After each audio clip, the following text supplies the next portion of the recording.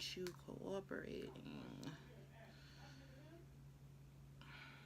Oh, it's working. Hey, welcome to the Nourishing Pot. I am Therese. I am a recipe developer and biochemist who is training to be a medical doctor here in New York. And yesterday, my partner and I were working on a project, and I received a link via text message from a genuinely concerned friend with the Jillian Michaels anti-keto movement. After watching the video, I was deeply disappointed, mainly by her ignorance, um, but also by her attempt, overall irresponsibility, of trying to make fallacies facts. That disturbed me as a scientist quite a bit. And it inspired me to take to social media and publicize my journey to health, which is powered by a ketogenic diet. Um, that's actually quite unusual for me, and those that know me know that I'm not a fan of social media for two main reasons. First off, I covet my privacy, and I rather live life than post about it. But hearing her um, inspired me to create this video and clarify some things that she said that were completely false. Now, my close family and friends are aware that I was diagnosed with epilepsy. What many do not know is that I was also diagnosed with polycystic ovary syndrome, commonly known as PCOS. And the ketogenic lifestyle has fueled my journey in addition to helping with my obesity. I have alleviated all of the symptoms associated with my PCOS. In addition, I have reduced my seizures by 85%. So today we're going to scientifically dissect Jillian Michaels' fallacies, which I'm sure was stated through her own miseducation. And we're also going to talk a little bit about why you should be careful of what celebrities endorse or don't endorse for that matter, especially those that are not qualified. And I say that because I thought that Jillian Michaels was an expert as far as having an educational background, and found out she has no degree whatsoever. What she is spewing has not been cited, and there is no research to back up what she's saying. So when she talks about, you know what, we're not going to do that. I'm going to let you hear her talk, and then I'm going to comment every now and again in retrospect. So let's get to it.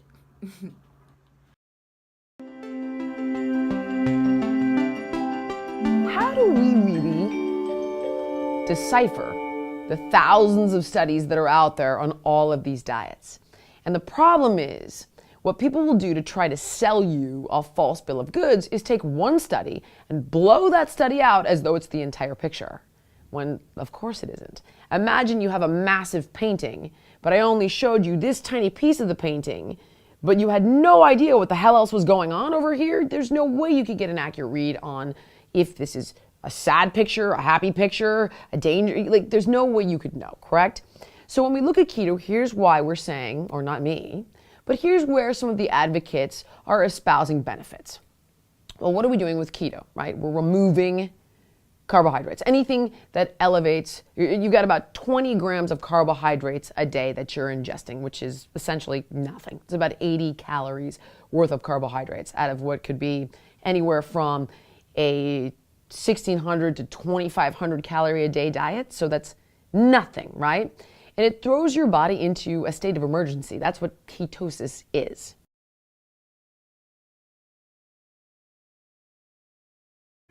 Where did she get? So let's address this. First off, the standard keto diet accounts for 5 to 10% of your macromolecules coming from carbohydrate sources, which can range anywhere between 25 grams and 50 grams of net carbs per day. Idealistically, between 25 to 35. I don't know where she got 20. I've never seen 20, and even in researching non-reliable sources, the minimum I've heard was 25. But let me put that into perspective for you. Let me tell you. So, 4 cups of arugula. This here is about 4 cups. It's not even 4 cups yet. A half of a cucumber, a whole avocado, 2 tablespoons of hemp hearts, 1 ounce of grass-fed cheese, 1 pound of asparagus, and 6 ounces of Brussels sprouts still does not equate to 25 net grams of carbs. So I don't know what she means by that's nothing.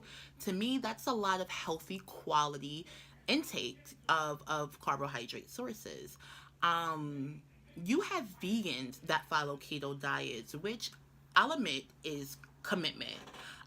They swap out certain things like, of course, animal fats for healthier, or not healthier, but alternative sources like spirulina, coconut oil, avocado oil, olive oils, and things of that nature. You know, and thinking about it, maybe she's talking about ketoacidosis. Maybe that's what Jillian Michaels is referring to, which is very different, and that's not what the keto diet is or encompasses. I'm trying to throw you a lifeline here, Jillian. I really, really am. But ketosis simply is a normal metabolic process and state where your body metabolizes fat. Where in contrast to people on a standard American diet, aptly called the SAD diet, metabolize glucose, what we commonly know as sugar. People who follow high carb diets, like the SAD diet, are in glycolysis. And their body is so occupied with trying to burn and store sugar that it doesn't burn fat efficiently, at least not as efficient as ketosis, because there's a whole process that they're going through before they can even think about burning fat. We won't get into the biological perspective of that. So yeah, so it's not a state of emergency. Though when you are starving, your body does go into ketosis as well, but we're not starving. We're eating. It's simply an organic alternative state that is completely healthy when done correctly. So let's look at a comparable situation. Let's take birth control, right? Women who take birth control. There are many alternatives to taking birth control. Some people are very good at remembering to take a pill every day. Most people are not, which is why they opt for alternatives like the shot or a IUD or some type of implantation or patch or something like that. They're coming to the same goal in different ways, and some have more benefits than others. Luckily, the human body is highly adaptive and can survive either way in glycolysis or in ketosis. So, yeah, let's continue. Any glucose or glycogen, any blood sugar or stored blood sugar, we turn to fat quickly. We produce ketones, and the idea is we burn through fat and we lose fat fast. And that is true, right? And you would think that would be a good thing. And in addition, people will say, well, I reversed my type 2 diabetes. Of course, your insulin level is through the floor. You're consuming 0 carbohydrates. So you have no blood sugar, so your pancreas is not releasing insulin. And this can also affect conditions like polycystic ovarian syndrome. And okay, I'm stopping right here because I just want you to notice her inconsistency. She went from saying 20 grams of carbs, which was still incorrect, to 0. Notice how she's manipulating, her environment with her verbiage. Like polycystic ovarian syndrome. And, by virtue of that connection, it could also affect fertility. Fair, let's give it that. But here's what we're not talking about. There's 0 calorie restriction on a ketogenic diet. So you have a massive amount of oxidative stress. There's no consideration of timing with regard to food. So your autophagy process is totally out of whack. In addition to that, it's very high in animal fats and animal proteins. So we're seeing that diets rich in saturated fats are poor for our telomeres, oxidative stress, increased inflammation, your nutrient sensing pathways that are related to the health of your metabolism are overrun with constant food, heavy fats, lots of animal protein, and on. We know it hurts your telomeres, and on and on and on. This is so disappointing, which is why I felt so compelled to do this. But there absolutely is calorie restrictions on a ketogenic diet. Period. In fact, you tend to eat less because you are more satiated. Um, we often don't track calories because of the tendency to not even hit our calorie goal. I have gone through the weeks and realized I've met my fat goal and I'm satiated and I probably only hit 1,800 calories, or 1,600 calories, but I feel full, you know. Personally, my partner has came to me 3 o'clock in the afternoon, like, hey, did you eat something? And I probably had just been sipping on bone broth. And I don't know, like, I really do not know where she's getting her information. I don't know what type of resources she's using to back this up, but this is really sad. That brings me to my next point because I didn't even know about intermittent fasting until I started researching the ketogenic diet. Um, so there are time restrictions as well, generally eating 2 to 3 times a day between a 4 to 8 hour period. So that statement was a complete fallacy because when I was researching the keto diet before choosing to do it, intermittent fasting was something that was highly promoted to accelerate results. So I don't know where she's getting this from. And then she speaks on autophagy, which, not for nothing, has nothing to do with intermittent fasting. It's not related in any way. And the reason why IMF is relevant, which is intermittent fasting, is because for those not on keto, to prevent continuous spikes in insulin, you intermittent fast. That's why they promote it for people that follow a non-keto diet. The reason for this is because insulin is a fat storing hormone. Facts. This is in scientific literature. In the presence of insulin, you cannot burn fat, period. Call it what you want. And this is backed up by scientific literature and medical literature. I will try to put some links below to many meta studies that can prove what I'm saying. Autophagy, number one, is a natural process where lysosomes is more or less the sanitation department of your cells. They fuse with the sac-filled vesicles that have damaged organelles or parts in them, and they digest them and recycle them.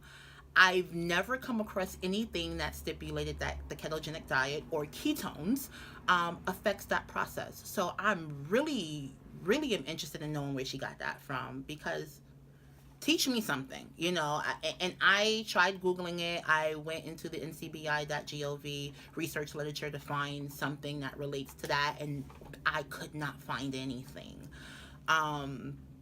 So yeah, in fact, the keto diet is known for balancing hormonal conditions like diabetes, PCOS, hirsutism, and the like.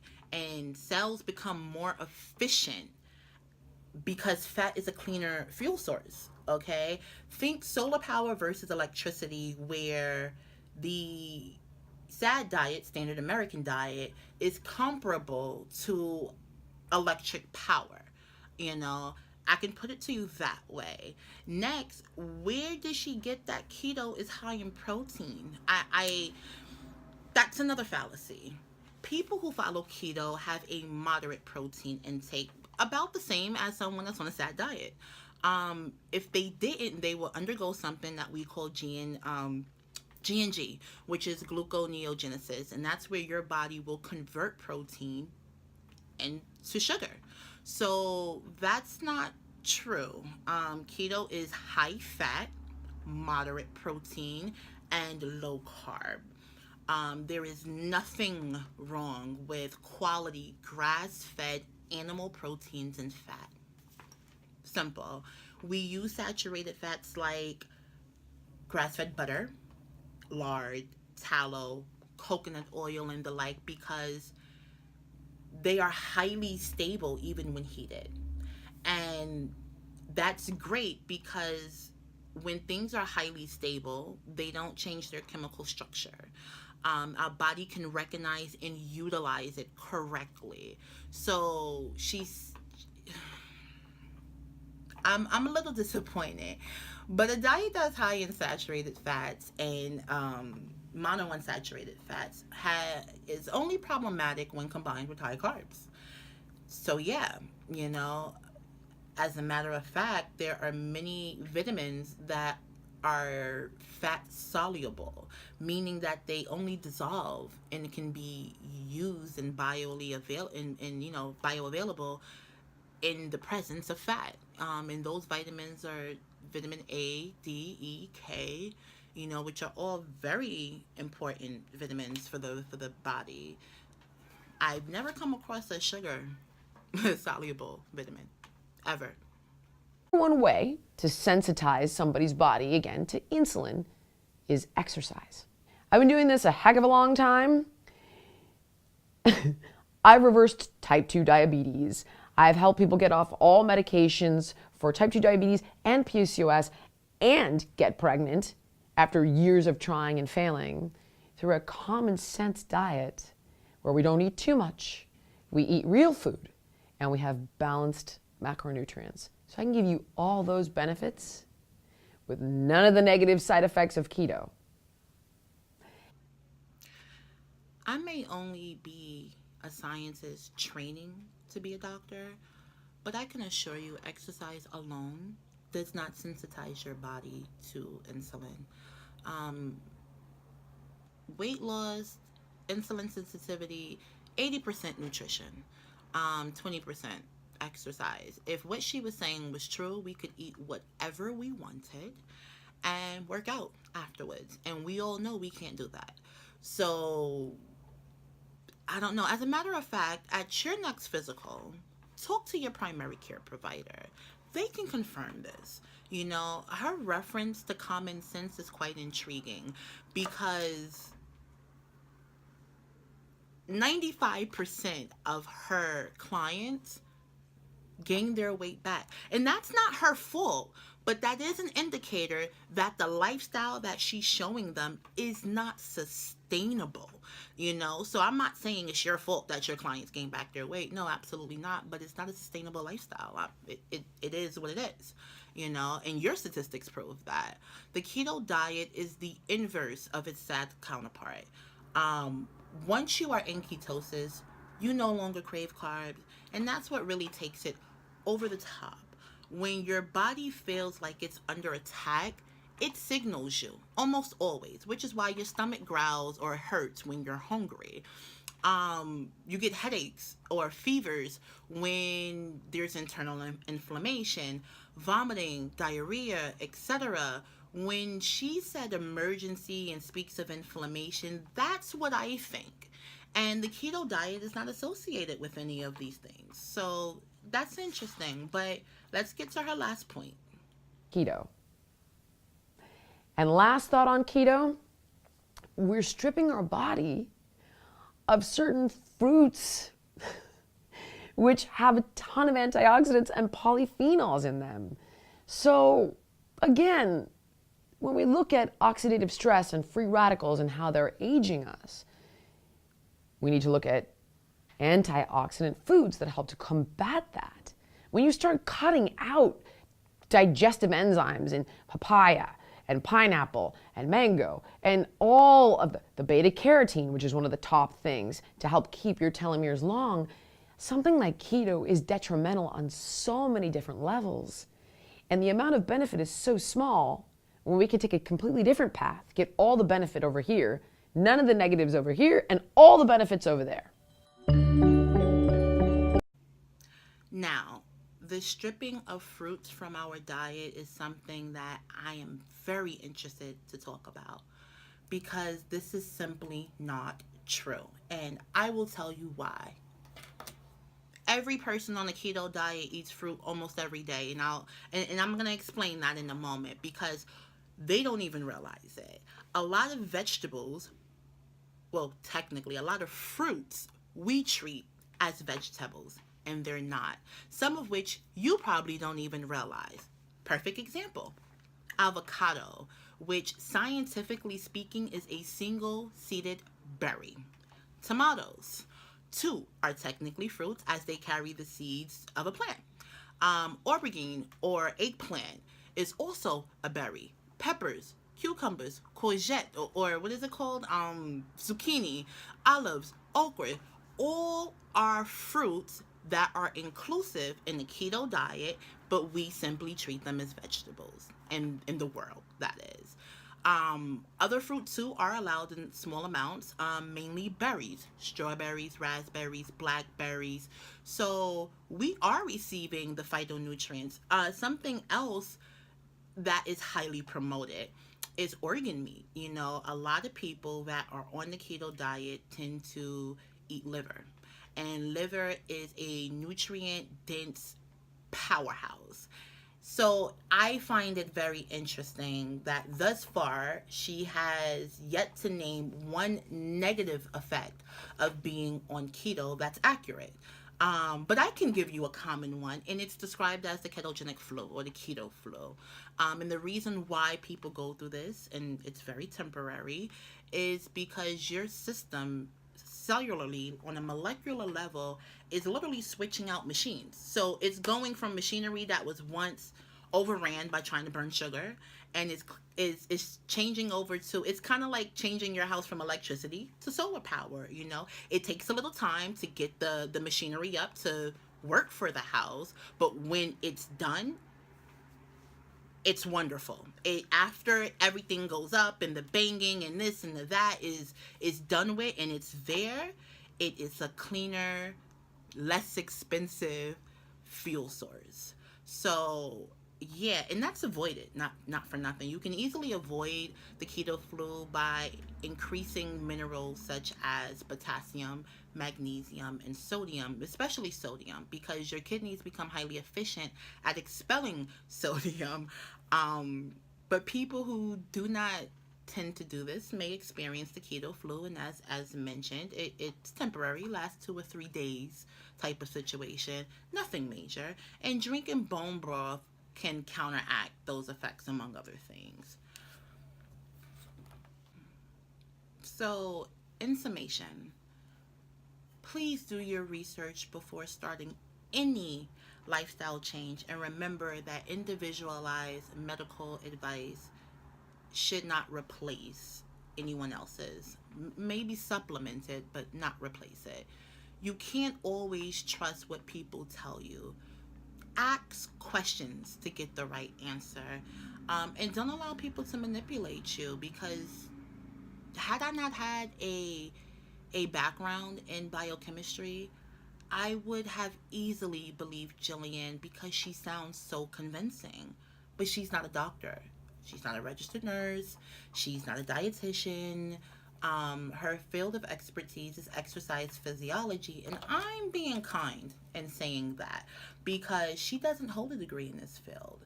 My leniency in calling her an expert is because she claims to have cured and trained thousands, which could, make you a self-appointed expert, I suppose.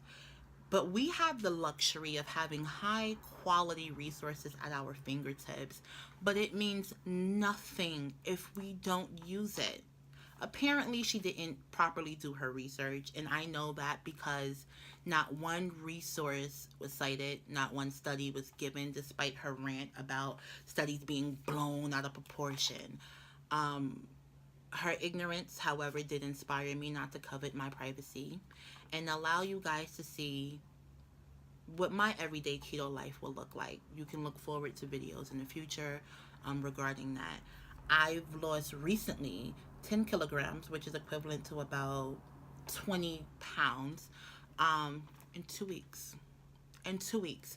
And this is from eating healthy, nutrient-dense meals and using very low-impact workouts like yoga, swimming, vigorously cleaning my house, and walking, So Again, if you learned something new and you would like to continue to see what my keto journey looks like, again, like, comment, subscribe. It is free for you and again means the world to me.